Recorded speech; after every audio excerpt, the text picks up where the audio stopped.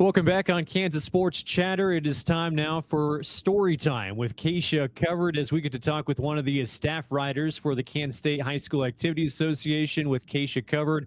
And joining us today, Brent Maycock. Hey, Brent, appreciate your time and jumping on. Absolutely. I'm a pleasure to be here. Well, for you, I know you guys are getting into your full swing as far as the fall previews. Those are definitely underway, but for you this summer, you were able to cover one of the inductees from KSHSAA for the Hall of Fame, and there's a pretty good guy out at Topeka Seaman that won a lot of baseball games.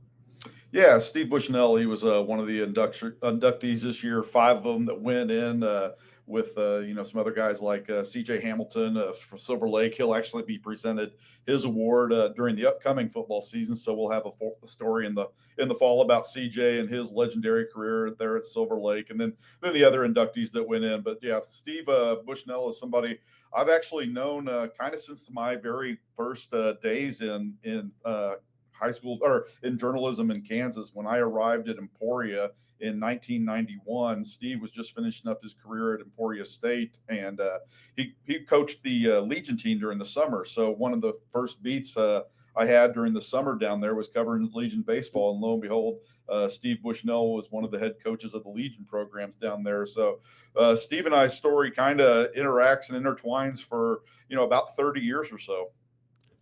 Well, I mean, reading your article, and you just looked through his bio, I mean, with the 22 years at Topeka Seaman from 99 to 2020, 9 state championships, 400-plus wins, it pretty much it seemed like an easy decision to put him into the Hall of Fame. Yeah, I believe it was. I mean, there's so many great candidates that come up for the Hall of Fame every year, and going through that list, we have a committee on staff here that involves not just people on staff with KSHSAA, but some other people from different backgrounds and things, and those are the ones that really select who goes into the Hall of Fame. I really have no say in who gets picked, but when Bushnell's name came across, at whatever point that was going to be. He was going to be a no-brainer. Just what he was able to accomplish at Seaman. Seaman had a pretty good baseball program when he arrived there as first kind of just an assistant coach, and then when they were ready to turn the program over, and really they were thinking about turning it over to a guy who ended up being Steve's longtime assistant throughout his coaching career. They kind of coached hand in hand, and that was Mark Semino. But Semino had kind of been the more tenured coach on staff, and they were ready to hand it over to him. And Semino, to his credit, said, "Hey, I think I could do a good job, but I know there's a guy on staff here that will do a great job with this, and it'd be a pleasure for me to work with him, and he's the right guy for this job." And so that's kind of how it came that Steve took over, and then what he did basically, that just speaks for itself. The success he had there, all the state titles, the consecutive streak of going to state. I mean, yeah, he was the right guy for the job, no question. And you talk about guys that bleed their program's colors. You said that he actually got the Topeka Seaman S tattoo. Is that right? He did. Okay. It was so he kind of designed this Seaman S that's kind of become synonymous with their school, and is not a mascot obviously, but it's kind of their logo that they use for most of their sports now. And when he took over the Seaman program, he kind of wanted to put his imprint. He said he was a big fan of the University of Miami that had the split U. And so he kind of wanted to incorporate that into the Seaman.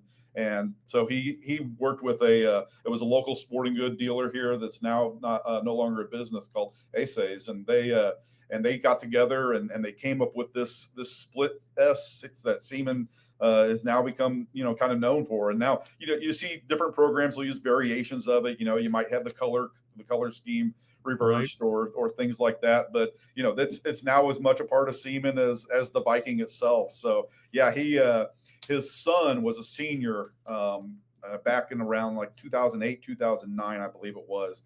And his son made a bet with him and the team, and they said, "Hey, if we win state this year, you're going to get the S tattoo." And so he said, "All right, I will do that." And lo and behold, they won state. And I originally had thought that he got it with his first state title and then just kept adding the years, and he was going to run out of space on his arm because he's not a very big guy. And so, he would have had it, up his shoulder, maybe even like a sleeve, a tattoo sleeve. Yeah, exactly. But he never added the years. It was just the S.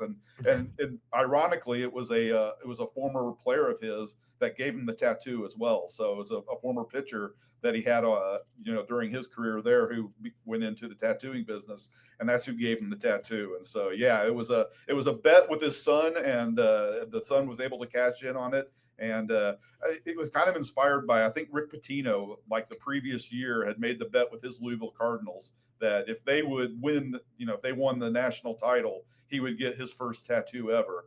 And so it was kind of taken a little bit from that as well. But yeah, so yeah, he's got that S on his bicep, and he certainly has flexed it throughout the years. Very much so. Hey, Brent, really good story. Appreciate your time, and we'll talk to you soon. Absolutely. Thanks for having me on. That's Brent Maycock, one of the staff writers for KSHSAA Covered, and that'll do it for Story Time. Stick with us. Quality Time interview is next.